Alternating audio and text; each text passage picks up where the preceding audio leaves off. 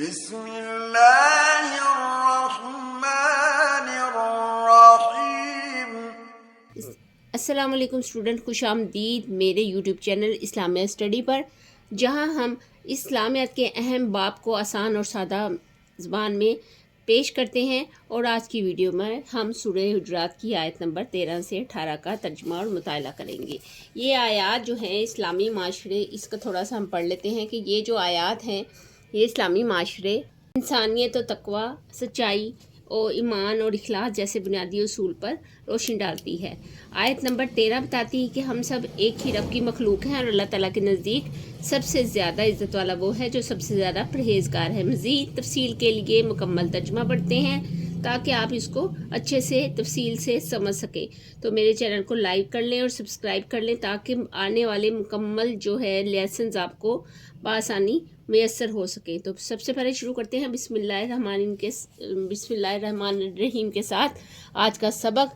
تو ترجمہ ہے سب سے پہلے، یا ایھا الناس، اے لوگو، انا بے شک ہم نے خلقناکم پیدا کیا ہے تمہیں، من ذکرین ایک مرد، و انثی اور ایک عورت، وجعلناکم اور بنایا ہے تمہیں، شعوباً ذاتیں، و قبائل اور قبیلے، لتعارفوا تاکہ تم شناخت کرو، ان اکرمکم بے شک تم میں زیادہ عزت والا وہ ہے، عند اللہ اللہ تعالیٰ کے نزدیک، اتقاکم تم میں سب سے زیادہ پرہیزگار، ان اللہ بے شک اللہ تعالیٰ علیم جاننے والا ہے، خبیر باخبر ہے۔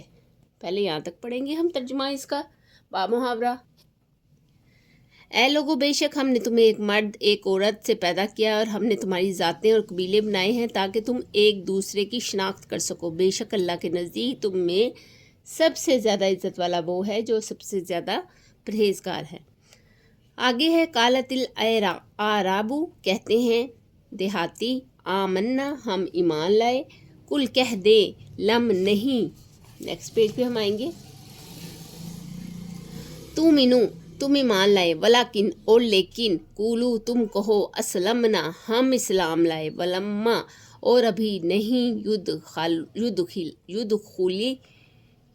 یدخلی داخل ہوا، الایمان ایمان، فی قلوبکم تمہارے دلوں میں، وان اور اگر تطیعوا تم اطاعت کرو اللہ تعالیٰ کی، ورسولہ اور اس کے رسول کی، لا یلتکم تو تمہیں کمی نہ کرے گا، من سے اعمالکم تمہارے اعمال، شیئن کچھ بھی، ان اللہ غفور رحیم بے شک اللہ تعالیٰ بخشنے والا اور مہربان ہے۔ انما اس کے سوا نہیں، المؤمنون مومن، الذین وہ لوگ جو آمنو ایمان لائے، باللہ اللہ تعالیٰ کے ساتھ، ورسولہ اور اس کے رسول، ثم پھر لم نہیں، یرتابو پڑے شک میں وہ، وجاہدوا اور انہوں نے جہاد کیا، باموالہم اپنے مالوں سے، وانفسہم اور اپنی جانوں سے، فی سبیل اللہ اللہ تعالیٰ کے راستے میں، اولئک یہی وہ لوگ ہیں، ہم الصادقون وہ ہیں سچے۔ ابھی ہم یہاں تک اس کا با محاورہ ترجمہ کریں گے۔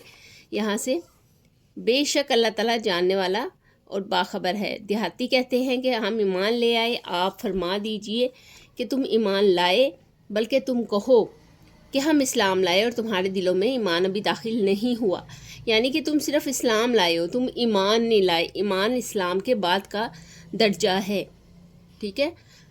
اور اگر تم اللہ اور اس کے رسول کی اطاعت کرو گے تو اللہ تمہارے اعمال میں سے کچھ بھی کمی نہیں کرے گا، بے شک اللہ تعالیٰ بخشنے والا اور نہایت رحم کرنے والا ہے۔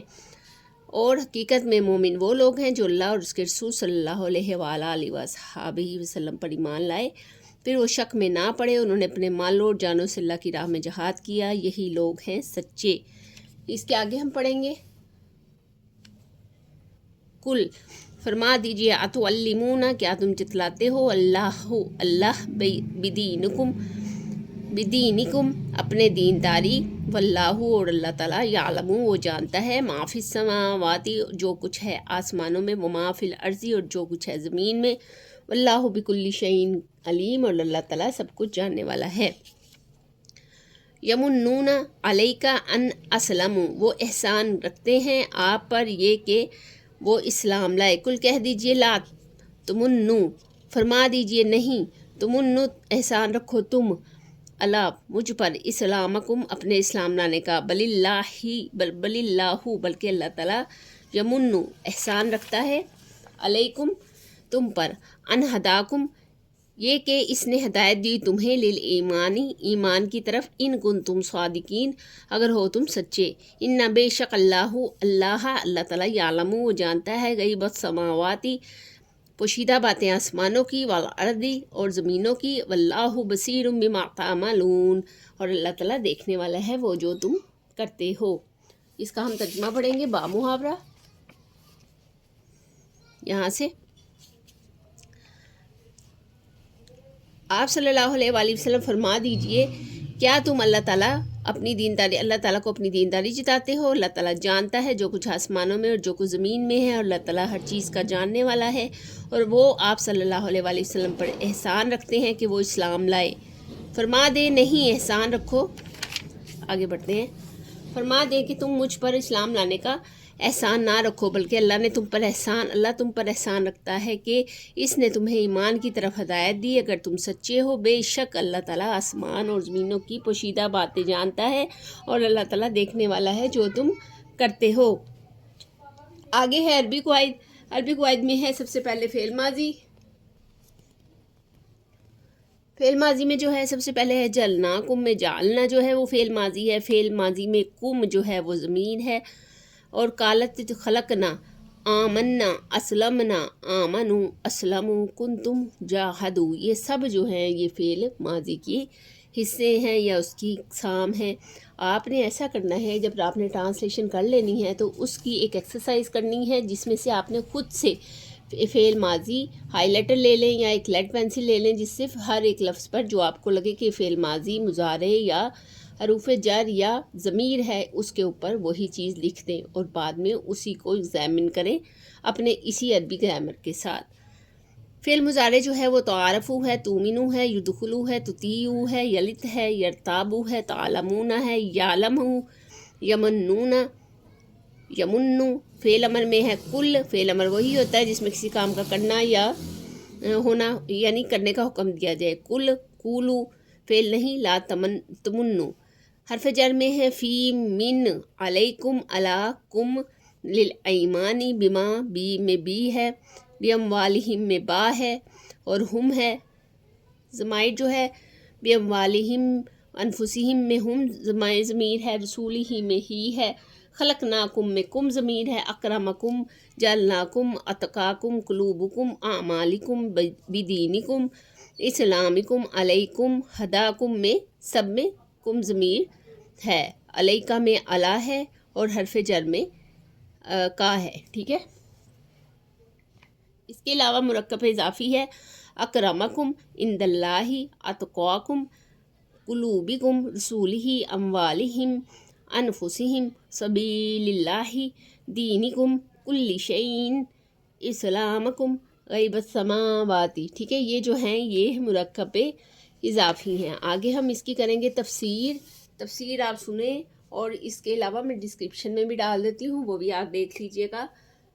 वो तफसीर इब्न कसीर के हवाले से होती है। इससे ये होता है कि जब आप दो तरह की तशरीह या 2-3 बुक्स से पढ़ते हैं तो आपके जहन में कुछ अच्छा ही रह जाता है और आपको याद करने की ज़रूरत नहीं पड़ती। हम पढ़ेंगे आयत नंबर 13 की इंसानों की बाहमी शनाख्त और तकवा की अहमियत। ये हम पढ़ेंगे।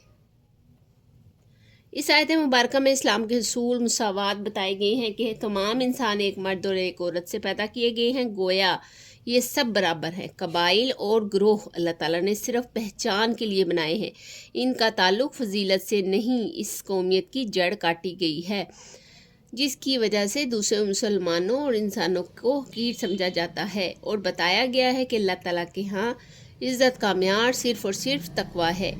हर मुत्तकी आदमी बेशक गरीब हो या अमीर, छोटे ग्रोह से हो या बड़े ग्रोह से, काबिल इज़्ज़त है, जबकि बुरा आदमी नाकाबिल इज़्ज़त है, ख्वाह इसका ताल्लुक़ किसी भी ग्रोह से हो। गोया कि इस आयत के ज़रिए इस फसाद की जड़ काट दी गई है जो हमेशा दुनिया की तबाही का सबब बना रहा। इरशाद नबवी सल्लल्लाहु अलैहि वसल्लम है कि तुम सब आदम की औलाद हो और आदम मिट्टी से पैदा किए गए थे। लोग अपने बाओ जदाद पर फ़ख्र करना छोड़ दें वरना वो अल्लाह ताला की निगाह में حقیر کیڑے سے زیادہ ذلیل ہوں گے۔ اور فرمایا اللہ تعالیٰ قیامت کے روز تمہارے حسب و نسب نہیں پوچھے گا، اللہ کے ہاں سب سے زیادہ عزت والا وہ ہے جو سب سے زیادہ پرہیزگار ہے، یعنی نسل، رنگ، زبان، وطن اور قومیت کا تعصب اور اللہ کے نزدیک قابل عزت ہونے کا ایک ایسا معیار سامنے لایا گیا ہے جس کو انسان اتفاقی نہیں بلکہ شعوری طور پر اختیار کر سکتا ہے، کیونکہ نسل، رنگ، قومیت، زبان یا وطن کا ایک ہونا اتفاقی معاملہ ہوتا ہے، کوئی آدمی شعوری طور پر اس کی کوشش نہیں کرتا۔ آگے ہے آیت نمبر 14، ایمان اور اسلام۔ اس آیت میں اسلام اور ایمان کا فرق بیان کیا گیا ہے۔ ایمان کا تعلق دل سے ہے جبکہ اسلام کا تعلق ظاہری اعمال سے ہے۔ مثلاً ہو سکتا ہے کہ لوگوں کے ظاہری اعمال مثلاً نماز ادا کرنا، روزہ رکھنا اور حج کرنا ان کے مسلمان ہونے کی علامت ہو، لیکن ضروری نہیں کہ ان کے دل بھی اسلام پر مطمئن ہو۔ منافق مسلمان ایسے ہی تھے، ان کے دل میں ایمان نہیں تھا لیکن ظاہری طور پر وہ مسلمان ہی تھے، جبکہ بعض کا ظاہری اعمال سے کوتاہی برتنے والا بھی مومن ہو سکتا ہے۔ اس لیے ایسے اعرابی لوگوں سے کہا گیا ہے کہ تم مسلمان ہو، مومن نہیں ہو، کیونکہ تمہارے دلوں میں ابھی ایمان نہیں اترا ہے۔ اسی آیت میں یہ بھی کہا گیا ہے کہ اگر تم اللہ اور اس کے رسول کی اطاعت کرو گے تو تمہارے اعمال میں کمی نہیں کی جائے گی اور اللہ تعالیٰ تمہیں بخش دے گا۔ اس آیت کے نزول کے وقت صورتحال یہ تھی کہ اگرچہ عرب کے اکثر قبائل مسلمان ہو چکے تھے، لیکن ان میں سے چند ایسے بھی تھے جو دل سے مسلمان نہیں ہوئے تھے، بلکہ مسلمانوں کی بڑھتی ہوئی قوت کو دیکھ کر انہوں نے اسلام قبول کر لیا تھا اور پھر حضور اکرم صلی اللہ علیہ وآلہ وسلم کے پاس آ کر اپنے مختلف مطالبات پیش کرتے اور ان کے انداز گفتگو ایسا ہوتا گویا کہ انہوں نے اسلام قبول کر کے اللہ اور اس کے رسول صلی اللہ علیہ وآلہ وسلم پر کوئی احسان کیا ہو۔ ٹھیک ہے، آگے ہے آیت نمبر 15، مومنین کی نشانیاں۔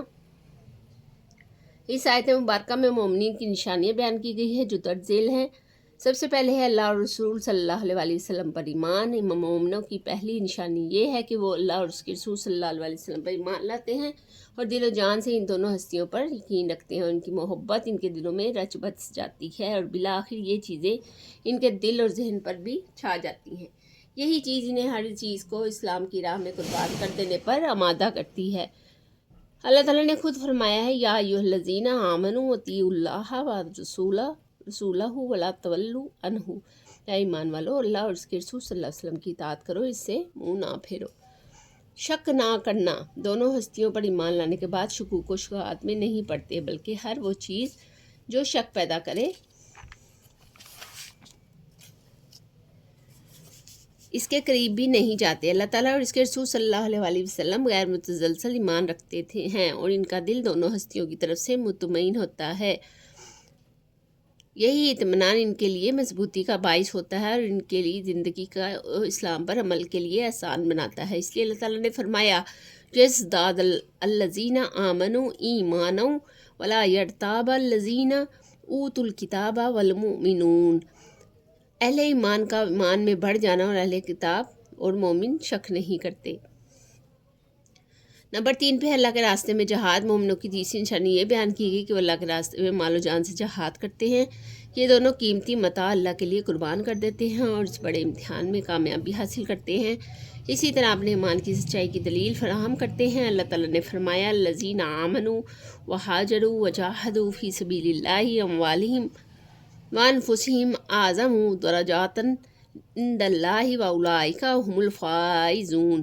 جو لوگ ایمان لائے اور ہجرت کی اور اللہ کے راستے میں اپنے اموال اور اپنی جانوں سے جہاد کرتے ہیں، ان کا اللہ کے نزدیک بڑا مرتبہ ہے اور یہی لوگ کامیاب ہیں۔ اس لیے احادیث میں جہاد کی بہت بڑی فضیلت بیان کی گئی ہے۔ مثلاً فرمایا ہے، راہ حق میں شہید ہونے والے کا خون قطرہ زمین پر بعد میں گرتا ہے، اس کے تمام گناہ پہلے معاف کر دیے جاتے ہیں۔ نمبر 2 پہ جہاد فی سبیل اللہ کی ایک صبح یا شام دنیا کی تمام نعمتوں سے افضل ہے۔ آیت نمبر 16 میں جو بیان کیا گیا ہے وہ ہے ایمان لانے کا احسان جتلانا۔ اس آیت میں یہ بتلایا گیا ہے کہ تم اللہ پر اسلام قبول کرنے کا احسان رکھتے ہو اور اپنی دینداری پر فخر کرتے ہو۔ اس طرح کی حرکات عام طور پر وہ لوگ کرتے ہیں جن کے دل میں اسلام پوری طرح اترا نہیں ہوتا، اس کی عظمت اور ان کی دل میں جاگزی نہیں ہوتی۔ اس کے علاوہ اللہ کے رسول صلی اللہ علیہ وسلم کی محبت بھی ان کے دل میں پختہ نہیں ہوتی۔ اس سے معلوم ہوتا ہے کہ اس طرح کے لوگ تربیت سے محروم اور کم عقل لوگ ہوتے ہیں۔ حالانکہ اللہ کا تم پر یہ احسان ہے کہ اس نے تمہیں دین قبول کرنے کی توفیق دی۔ تمہاری اس حرکت کو اللہ تعالیٰ دیکھ رہا ہے اور تمہارے دلوں کے حال کو جانتا ہے۔ اللہ تو آسمانوں پر اور زمین میں تمام چیزوں کے متعلق جانتا ہے، بلکہ کائنات کی ہر چیز اس کے احاطہ علم میں ہے۔ رسول صلی اللہ علیہ وآلہ وسلم پر ابن ایمان کا احسان۔ اس سے پہلی آیت میں تنبیہ کی گئی ہے کہ تم اللہ پر اپنے دین کے قبول کرنے کا احسان رکھتے ہو، جبکہ اس آیت میں اس چیز کو رسول صلی اللہ علیہ وسلم کے حوالے سے بیان کیا گیا ہے کہ تم پر اپنے اسلام لانے کا احسان دھرتے ہیں۔ اس لیے اے نبی، آپ صلی اللہ علیہ وسلم کو چاہیے کہ آپ صلی اللہ علیہ وآلہ وسلم ان سے کہہ دیجئے کہ تم بے شک اسلام قبول نہ کرو اور یہ احسان نہ کرو، مگر در حقیقت یہ ہے کہ اللہ کا تم پر احسان ہے جس کی توفیق سے تم مسلمان ہو۔ اس لیے اگر تم سچے ہو اللہ کی اس نعمت کا اقرار کرو۔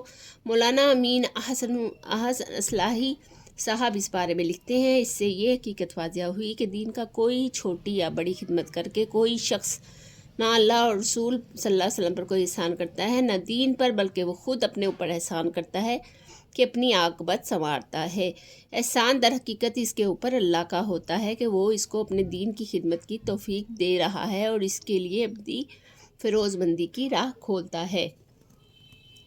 آیت نمبر 18 جو ہے وہ ہے علم غیب کے حوالے سے۔ اس آیت میں بتایا گیا ہے کہ تمام آسمانوں اور زمین کے پوشیدہ راز صرف اللہ ہی بہتر جانتا ہے، کیونکہ وہ عالم غیب ہے۔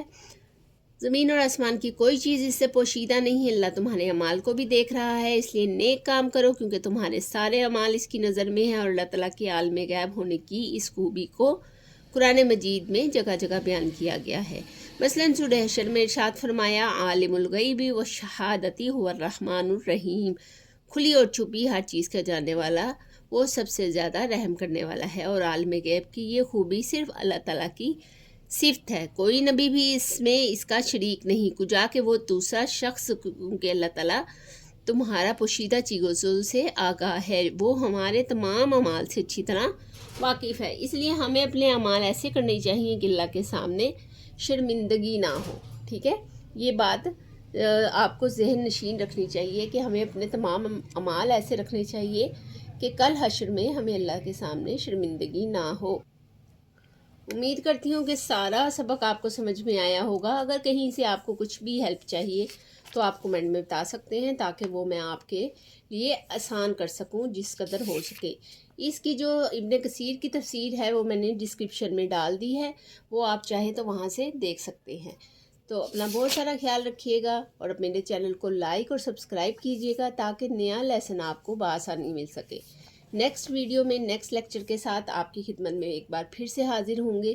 تب تک کے لیے اللہ حافظ۔